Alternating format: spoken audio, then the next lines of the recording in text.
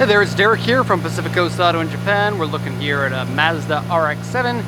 That's twin turbo FD. Probably one of the nicer ones that I've seen. This is a 2001 with 100,000 kilometers on it, full aero kit, and a very loud exhaust. So I'm gonna switch that off right away. It's Kakimoto exhaust, but these like straight through style exhausts are very, very loud on the rotary engines.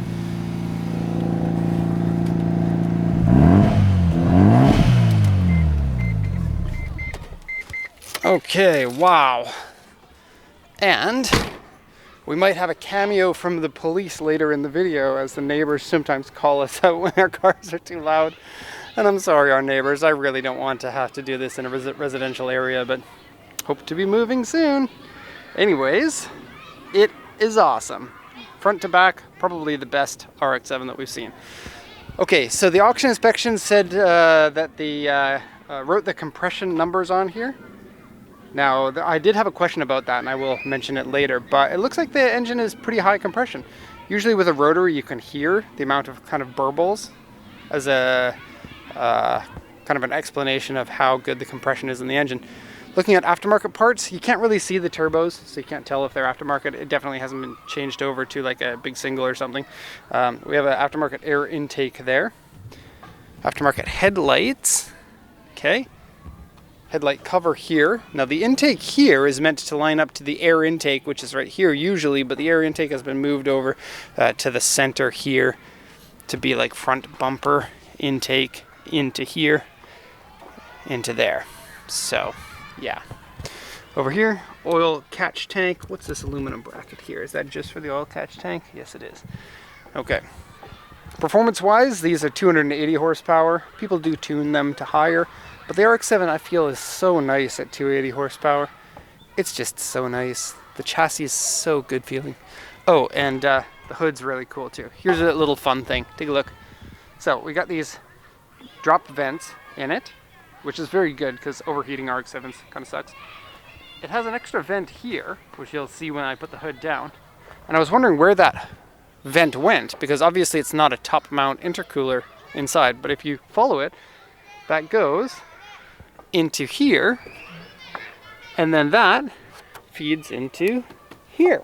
So it's kind of like an AC, auxiliary AC vent, because typically you'll get hot engine air coming in through there, and the AC has to work so much harder to get that hot air cooled. So kind of a performance upgrade.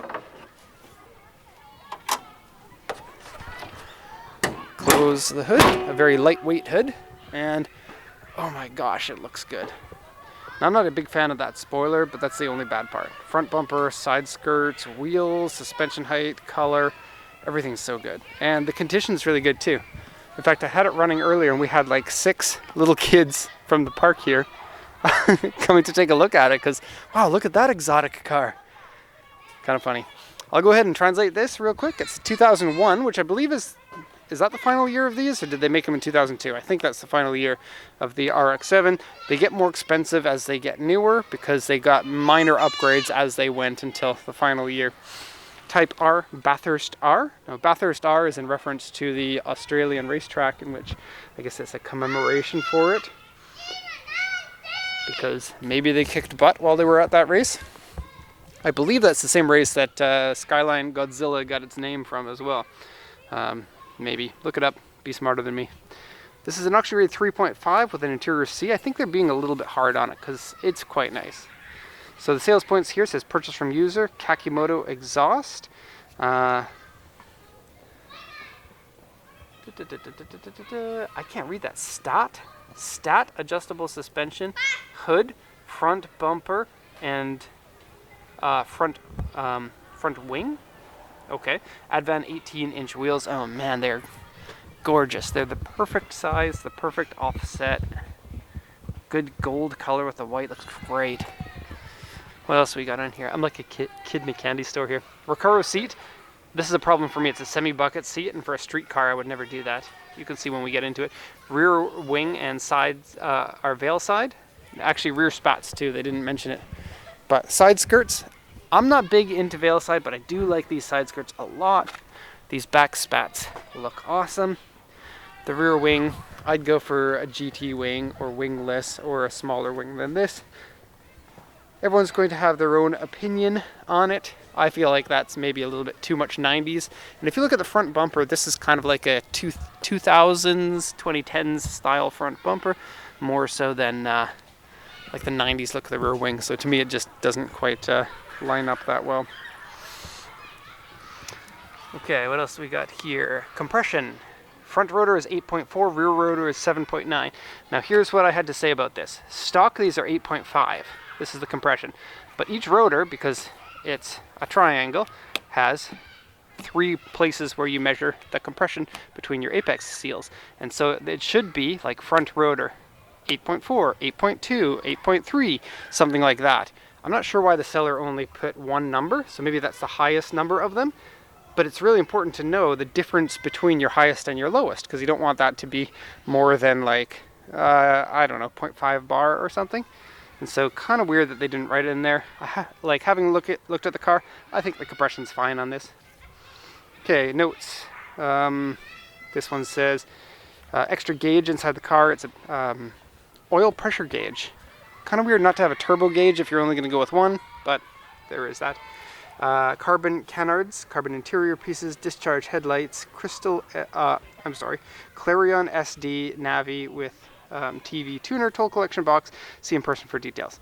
And then the report here says interior wear and rip, driver's seat wear and rip, core support dented, and various scratches, dents, repairs, windshield crack, paint cracks in these areas here, and then a W2 on the roof. The W2 on the roof is a little bit weird. If you look right in the middle of the bum on the roof, you'll see a little bit of unclear paint. You'll see it most at this angle, which to me was a little bit weird, but it's not so bad. Let's do a once around now so you can look at the gorgeousness. Oh, and there's the cold air intake for your AC. Cool. And of course I put the headlights up because you know company policy and all. If it is retractable headlights, I gotta have them up.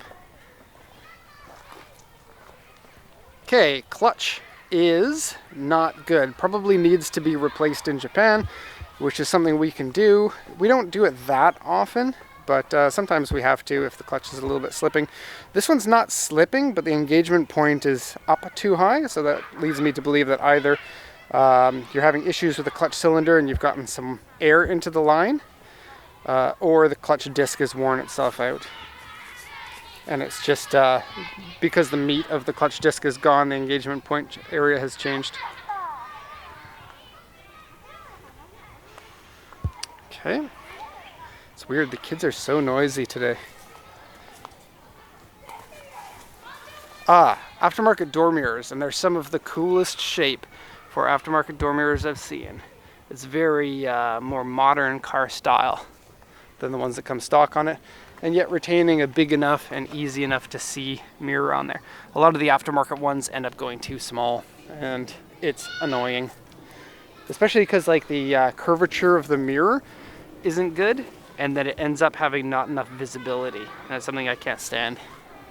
Okay, so front bumper's a bit messed up from damage. It has a 7 plate, which is kind of cool. Okay, now we got oil coolers, stock oil coolers inside each one of those, which is very cool. These circular ones aren't hooked up to anything, but that technically could be done up with brake coolers if you want. It's got double canards on it, and they actually look like a nice functional set. Aero's hard to get right, but I think it looks pretty cool, even if you're not going to go for proper aero. The hood has rain catchers inside, so you could park it outside, like little drain holes on little trays there. You may have seen it when the hood was up. Windshield wipers look good. Side panels, I'll give you a quick look here. The paint is gorgeous on this. Look at that.